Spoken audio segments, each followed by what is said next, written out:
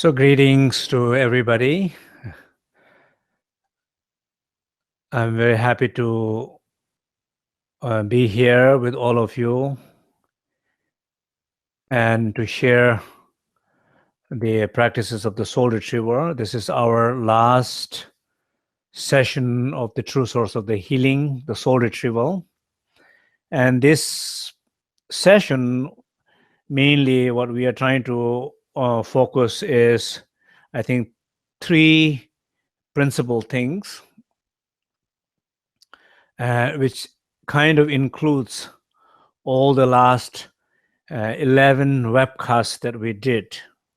Somehow, all those kind of teaching and practices, what we did to narrow down in conclusion into maybe we can look at it in three simple principles, which I have spoken again and again last year. One thing is not to lose the energy, not to drain oneself. Second thing is how to recharge, how to connect.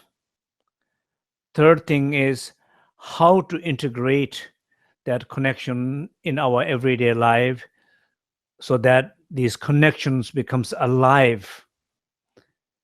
It manifests in your body as, cells in your body, the movement in your body, the actions of your body, whatever you're doing through your body, it manifests through that, or it manifests through your speech. Those qualities manifest through your speech. Your tone of your voice, choices of vocabulary, clarity of your speech, the kindness in your voice, all things can change. Same thing with imagination of your mind. Much more positive, much more grounded, much more consistent, much more clear. They all can manifest in our everyday life. So three principles, I repeat again: how not to drain, how to recharge, how to integrate in our everyday life. So it comes down to three principal things I want everybody to remember. So as far as the draining is concerned, I have given a number of times example of iPhone.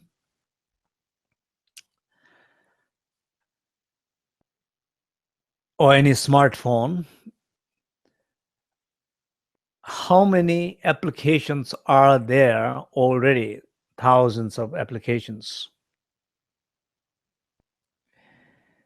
And we are keep on downloading some new applications to do some new fancy, nice stuff. And we Google it, search a lot of other sites, and we forget to turn off from those. So there are so many busyness in this little device, a smartphone, which is like a smart ego, what I call smart ego. And once it's so busy there and it jams, it stops. Basically, like our computer jams, it's like there's a little circle of rainbow moving and it's not doing anything. How often that happens to us? Probably very frequently it happens to us. Just too much stuff. So all those apps, running apps, simultaneously, it's draining the lifespan of that device. So computer which is on 24 hours or computer which is on only 12 hours, the lifespan goes 50% more. Because 50% is shut off. It's not running, it's not using, It's protected. When it's always plugged and running, lifespan is shorter. So in the same way, for us as a human being, our lifespan probably goes shorter same way, because it's 24-hour open, running many applications simultaneously, and many of them unnecessary at all. So that's how we drain ourselves. Basically, idea of draining ourselves. We don't want to drain. I think that's something. Let's say if there's a category of peoples. When I said three things here, so you can say, well, I don't know how to retrieve and reconnect, and I don't know for sure how to integrate in my life. But at least maybe I can do first one, at least trying to do the first one, drain less. Yes, absolutely. If that's how you feel, go for it. Drain less. So talking about the draining less, I wanted to share this. I shared a little bit during our winter retreat.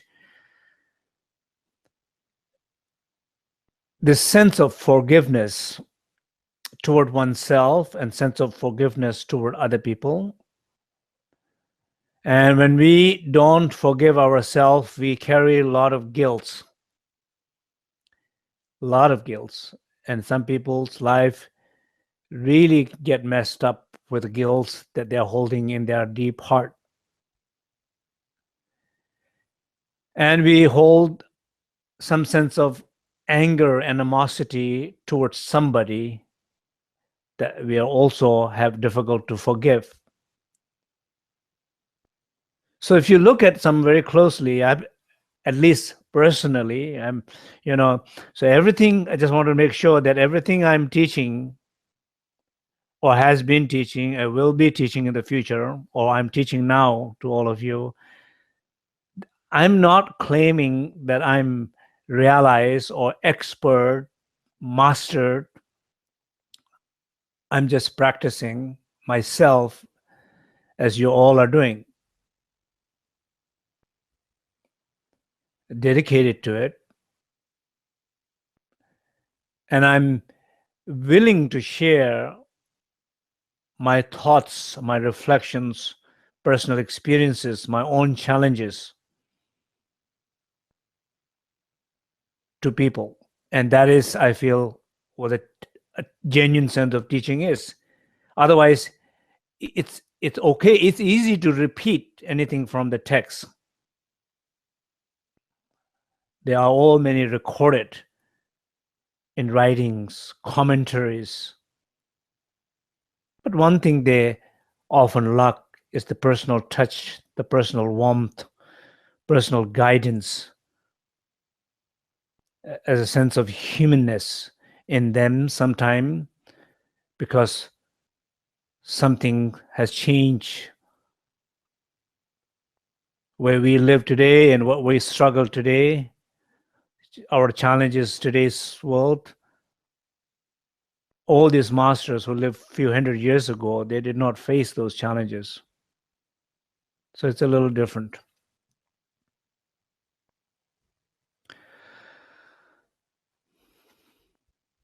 So these two things, personal guilt and hatred towards somebody, we all hold that.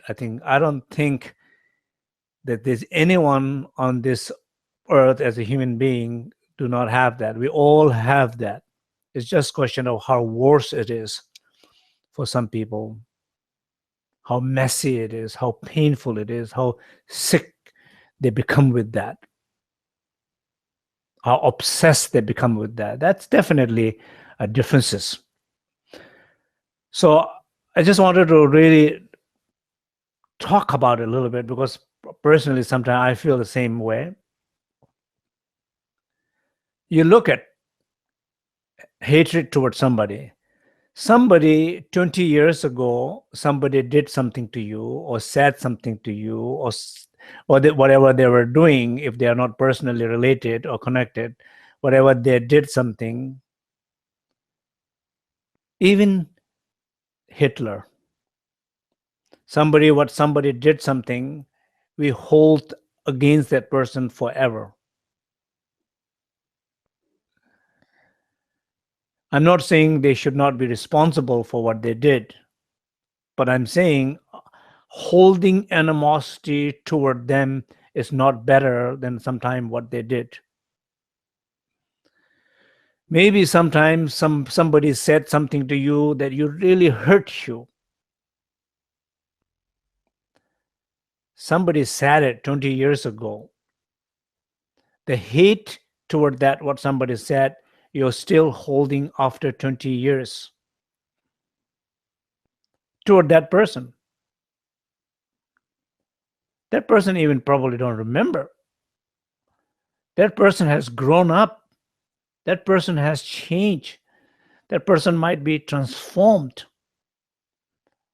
That person you might fall in love with that person because a completely different individual after 20 years. And that person still is alive, but you're holding against that person who is 20 years older, the animosity, anger toward that person, because that person did something 20 years ago. It does not make sense at all.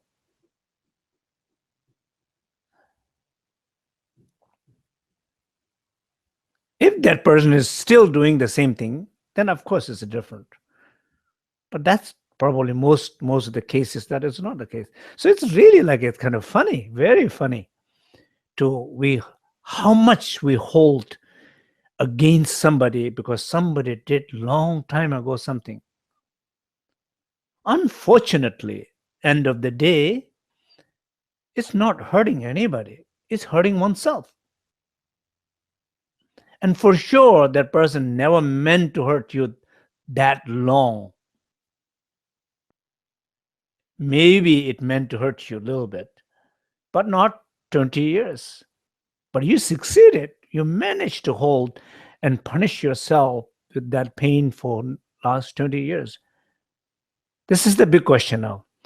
Do you want to continuously hurt yourself with that hate for next 20 years or next 10 years? Please think about it. No, you don't want to do that. You absolutely don't want to do that. You wanted to let it go right now as I'm speaking. Right now, this very moment, if you're hearing me, just tell yourself, this is it. I'm not holding anything against that person.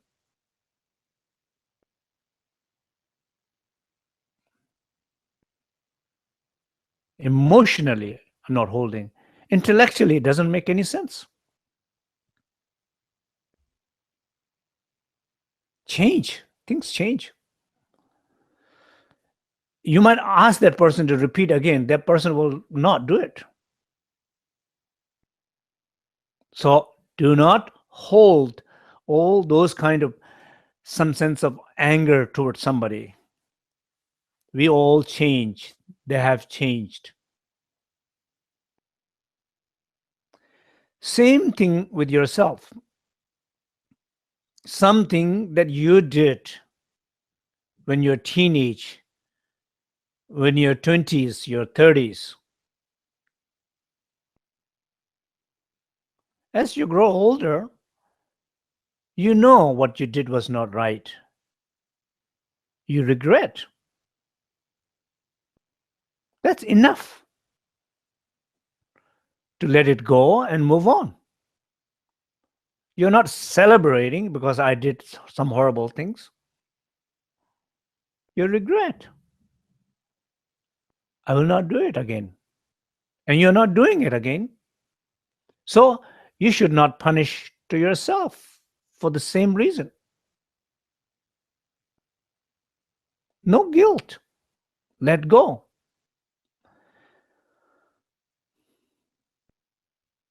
Because who you are this moment is far more important than the past, a sense of self.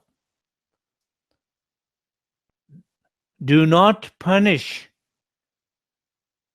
the current self for the past negative action. Celebrate with the presence sense of self.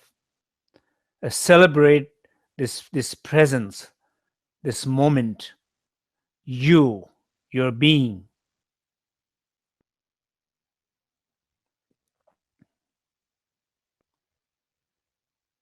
So the reason what I'm saying these two important things, I think something that kind of hidden in our life, but it really does bring so much damages. I think this is one really like thing that drains us. That's my first point, my first issue. Drains us. You look at yourself, how much it drains the animosity, anger you're holding towards somebody, or how much it drains that some sense of guilt that you're feeling inward in within you. How much it drains. This is the time to let it go. I'm encouraging all of you and all of us as a collectively together. Let's just contemplate for a moment and just say, I will let go. And the reason I will let go is not because somebody is telling me to let go, because I realize it does not make any sense.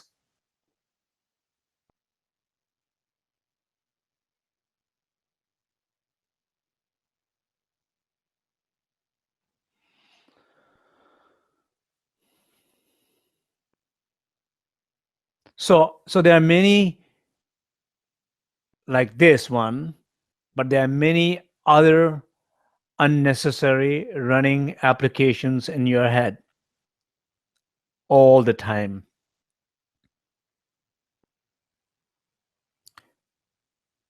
It's like a smartphone. If you're not using it, of course sometimes I want to turn off my phone in the night, but sometimes of course I keep charging so it's ready for the next morning. Well, in principle, I think it's far better probably turn it off.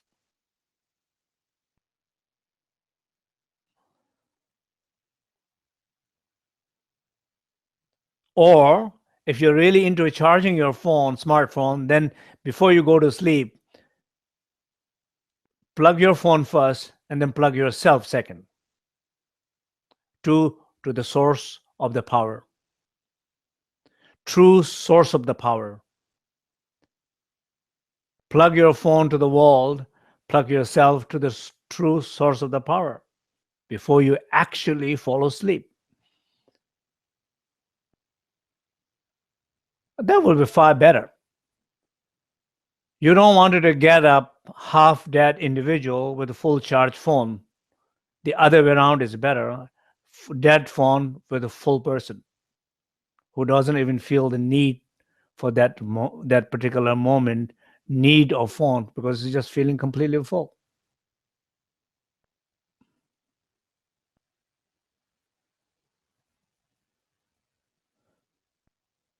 So the draining part, I think it's really, really important. Then every given moment, you look at your body.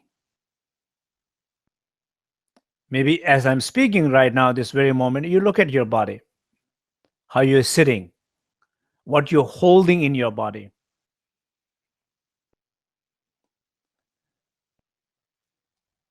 For example, a sense of, I'm not good. I'm not good enough. I'm not worth. I cannot do that. I'm not capable. That sense of self might be quite alive and active in some of you this particular given moment. That is not only happening in your brain, in your mind, in your heart, but it's also equally active in the cells in your body. So body is holding that energy. That's draining to the body. It's not encouraging. It's like if somebody was telling you you're not worth again and again and again. In front of that person, how do you feel? You feel not good. You feel paralyzed. that is draining you, that the prisoning, like putting into a prison. But nobody is doing it, but you're doing it by yourself to your body. That's the draining. Or you're having thoughts of voices in your head, of worrying about things. You were worrying about something yesterday so much. Today, you're not worrying about that. You're worrying about something else. According to you, what you're worrying today is far more important than the yesterday one. You laugh about yesterday's worry. But yesterday was equally serious. Tomorrow, you will be think of today. I don't know why I was worrying about yesterday about that silly thing. So bigger problem is not the way of resolving smaller problems. That's not a good way of resolving problems. And you, in some sense, you realize it's not about really a problem. It's about the worrying. It's my addiction in itself. It's like a disease. It's like addiction. I will always find a worrying about something. So what I'm worrying about now, this moment, it should not be good enough excuse to worry too much. To be concerned, it's okay. To know what's happening, it's okay. To know that you need to take care of it, it's okay. But it's not okay to continuously worry about that. It's addiction. You just need to know how when to cut it, unplug it, switch it off, or every now and then restart, or fresh up your mind.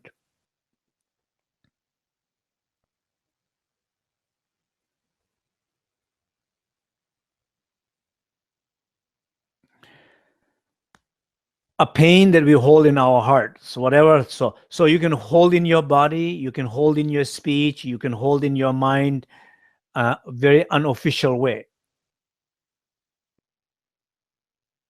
So those all are draining. So first, I think it's very important in everyday life, every given moment. So this is about how to integrate the practice of soul retrieval and true source of healing in everyday life. So what I'm saying, number one, not to drain. So these are all what we're talking here. It's about talking, not draining. It's a right now, this very moment, you look, your body, are you draining?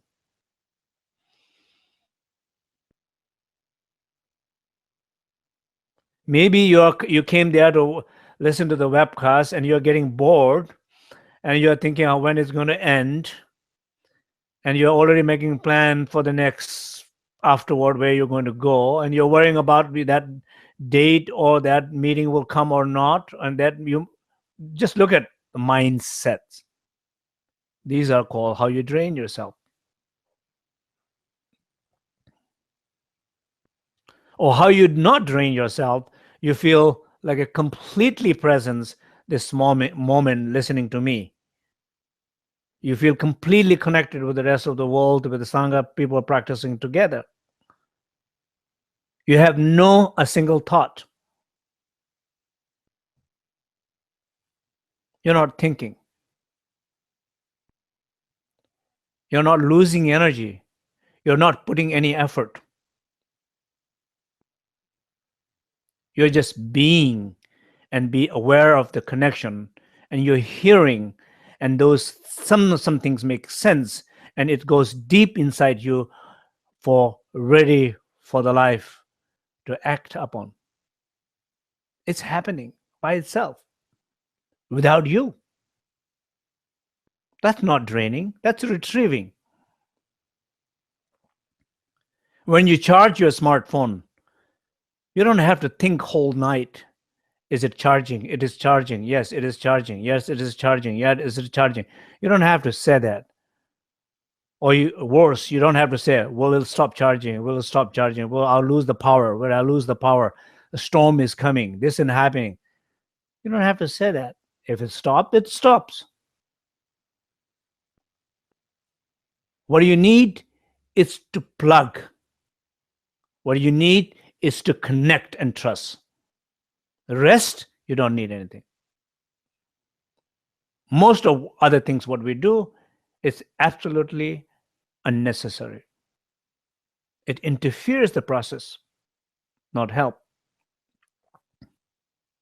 That's why during the meditation, when I was saying, rest in that connection, like a child with a mother. Child and the mother are not having a conflicted meeting. Child is not trying to convince the mother anything, or mother is not trying to please child anything like that. They are not negotiating. They are not arguing. They are not discussing. They are not trying to convince each other's opinion, to exposing each other's opinion toward each other. They are not resisting toward each other.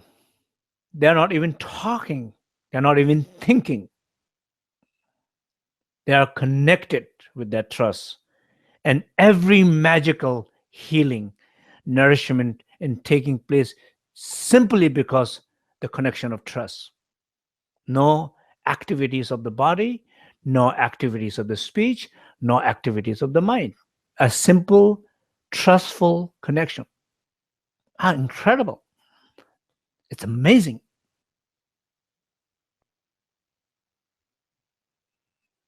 It's unbelievable, the power of that connection without doing anything.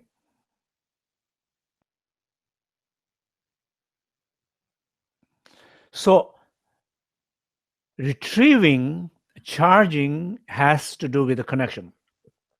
Of course, when you charge your smartphone, you think you have charge and you go to sleep. And what you find next morning? Dead phone. Because you thought you have charge, but you have not plugged enough. There was enough, connection was lost.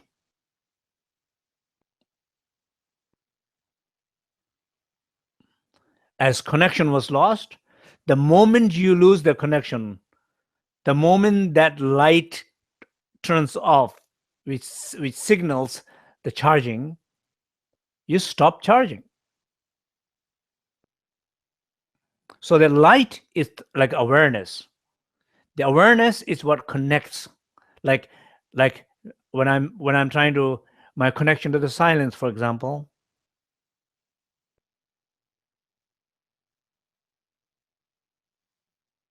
I'm aware. The moment I'm aware, the silence has effect on me, on my body and my cells, my resting qualities. The moment I'm aware, because that awareness is light. That awareness is the connection. The connection is what charges. The moment I lose the connection, that means I lose the awareness of the silence. That means I might be listening to a worrying in my head. That very moment, charging stops, draining starts. It depends on how much activity is happening, like in the smartphone too. If you're playing video, high resolution and high speeds, and sound, it's audio, video, everything is happening simultaneously, you lose the battery fast. But if it's not happening, if less happening, you lose less, but still losing.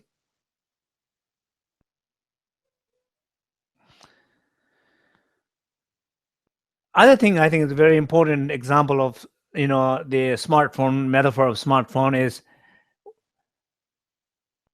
anytime when we say connection to the Wi-Fi, anytime when we say connect, you look for Wi-Fi, you look for connection. Whenever a computer and smartphone is searching for connection, I don't know, I'm not a computer expert, but I've heard that whenever a computer or smartphone is looking for connection, it loses much more battery than running a program or something like that. The search part. It's very interesting. I know in my own experiences, whenever you turn on the navigation system, you're trying to go somewhere, and then you forget to turn it off, and it's still you already arrived there, and it still keep on looking every time you move somewhere, and it's trying to look back to where you move, you arrive there, and you're moving away from there, and it's trying to go back to the same place, which you don't need to go anymore. But this computer, the smartphone, is still trying to look back, trying to go back to the same place, but you're not aware it's on, and it's keep doing hours until you figure it out. The navigation system is on, and soon the phone will be dead, because your navigation system is on, is searching, it's searching, it's searching, and it's searching to the place where it already exists, or already there. It's already there. It's searching for it.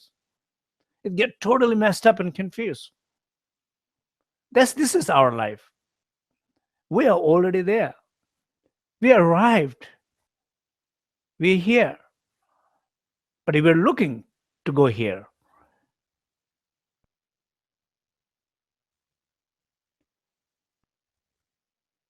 trying to go somewhere else than where you are is the most draining situation. Even a lot of scientific research findings, they say that exactly. Longevity of even life, they say people who live longer, they're more connected to where they are than people who are always trying to be somewhere else than where they are not. Because those are clearly bad habit. So I think probably I said enough about draining part and reconnecting part. And so the reconnecting part, of course, if you look back to the 11 live webcasts, we talked about connecting through the nature. Of course, very powerful, the 5 elements in the nature: water, fire, air, space. Many people have maybe not enough connection with the nature.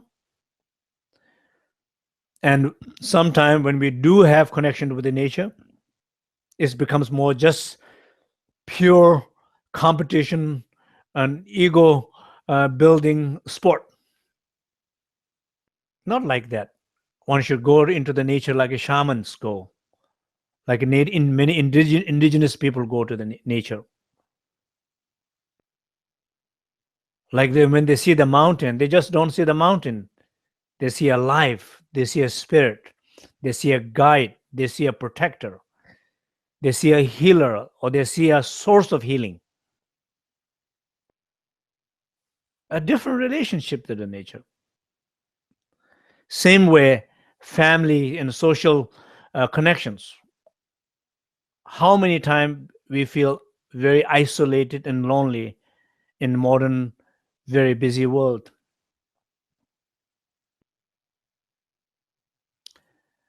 Again, many science findings, again and again, like people in some part of the Japan, that people have living longest lifespan, and they figure out doing research. In the end of the day, it has so much to do with their social connection. They're not feeling lonely. They're feeling socially connected among themselves. They sit together, they talk together, they play together, they laugh together. Those connection, it's still a connection. It's missing. A family connection or social connection. These are like a sources of healing, where we can retrieve the essence of the element, the energy of the soul. Even, I think, even one's profession, I think if you're lucky, you have a job that you love. If you're unlucky, you still have the job which is good for you, but you don't like it. And if you're very unfortunate, very unlucky, you will never have a job that you will like, because you probably not like job, because probably you don't like yourself. So even what we do in our everyday life, there's a positive side to it. I don't mean that you don't want to change things that you don't like, but you can always build a better relationship, a better connection to what you have.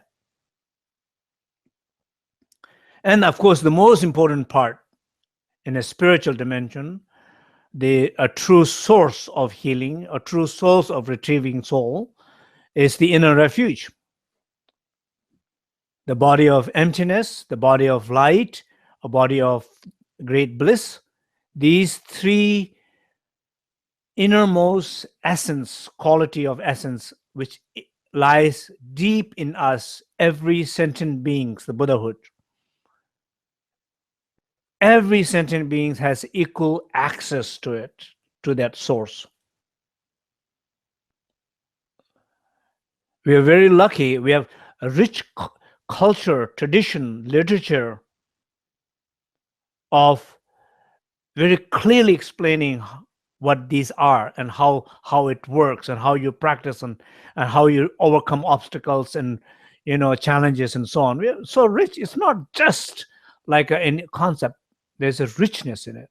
I personally feel very, very fortunate when I'm looking at the literature, reading it, and reflecting it, practicing it. There's a great deal of support there. How are we doing with time?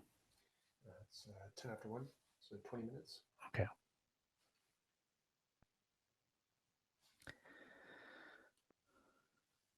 So, yeah, so basically, as I said, the three principal things: not drain, charge what you have charged, trying to live life, manifest through your body, speech, and mind. That thing, like if the smartphone is fully charged, if it's really fully charged, maybe then you want to watch a movie. If it's not fully charged, you just want to listen to music. If it's not that charged, then you just want to check your email. You see, you check your mail, or you can stream both audio and video. Depends on how much you have charged. So in this case, we're saying when it's fully charged, you manifest not only one, through three doors: your body, your speech, and your mind. That's how you want to manifest. Manifest for the welfare of others and for purpose of your own enlightenment. So thank you very much. I think this I wanted to conclude here, that I hope this whole year, the true source of healing, the soul retrieval practice, was helpful, and I got a lot of feedbacks from people, different ways, and also through my Facebook page, that I appreciate very much. Those who have with a few lines telling me that you are practicing, it's benefiting to you, because these live webcasts, there are a lot of people are volunteering. There are a lot of people putting a lot of energy in even with my own family here. And here we are here, and from California, and Scott and Nick is helping me, and Tsering is preparing lunch for us upstairs, and we have to take Singye out so that the house will be more peaceful and quiet. And even Singye is being part of it. He is going out so that I can do the webcast peacefully. So, and then all the wonderful translators around, and coordinating. Polly has been, and Lourdes has been always constantly there helping and working. And so, and we are very excited about the next program. So the next 6 months, transforming your world through services. So through service. So I personally feel that that whenever some inner stability, realization, awareness is there, I think then it's good to see how we can be most helpful for others. Just very naturally, we all do that. I think we all do that. Every human being have a sense of wanting to help others. But that wanting to help others becomes narrow, or partial, conditional, aggressive, violent, or absolutely free and compassionate. So this is where area where I would like to talk about how wisdom and compassion play a very important role in serving others. That means all of us who are trying to do that in our life to serve others, but how we can do the best way so that we are not only helping other people, we are also together, we are growing, spiritually growing, being more open, being more free, uh, um, and feeling more warmth, and manifesting through this quality service to other, more open, more sharing, more effective, less draining, less losing energy, less feeling fear. And I think there's a lot of wonderful things to discuss about these things. And I personally, these are some of the things that I have been thinking a lot also in our Sangha, that I think every group needs these things. Every, either is a spiritual and a professional group, do need these principles in order to serve better. So I'm very much looking forward. Of course, as I always request all of you, those you have benefited through these live webcasts, I want each one of you also do little part to help this here by letting other friends know who also will be equally benefit like you have been benefiting from it. And I do not want you to try to convince anybody to listen to these teaching and practice, those who do not care, and and particularly those who don't have a respect to these things. For sure, the teaching will keep secret from them anyway, but I don't want you to be actively trying to convince anybody. Absolutely do not need to do that, and that's a waste of our time trying to do that. So, but there are people who wanting to looking for, and they don't know that there is something like this exists. And I want, if you are in the position to letting those people know, please do it, because I cannot do it and you need to do it. So thank you very much.